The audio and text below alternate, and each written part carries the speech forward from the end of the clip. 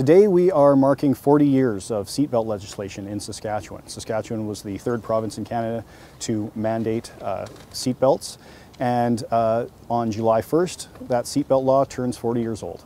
Fortunately, most people wear their seatbelts. Transport Canada statistics tell us about 93% of people in Saskatchewan regularly wear their seatbelts. Unfortunately, when it comes to fatal traffic collisions and accidents, the numbers of people who aren't wearing their seatbelts are highly overrepresented.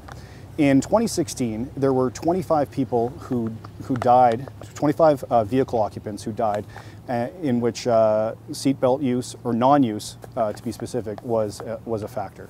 So in 2016, we saw 25 people die as a result of not wearing their seatbelt or not wearing their seatbelt properly. What we know is that in many fatalities that involve someone not wearing a seatbelt, a lot of the time it's those single vehicle accidents, many times a rollover. So what this machine is meant to demonstrate is what a rollover does to somebody when at about 50 kilometers an hour. And as you saw, the results were pretty dramatic. Even with a seatbelt, you're going to get pretty shaken up, but many times a seatbelt is often the difference between life and death when you're in any kind of a rollover. This is a pretty vivid example of what happens to somebody if they're in a vehicle and they're not wearing their seatbelt. And that's why we think it's so important that even the small minority of people who still choose not to buckle up really rethink that decision.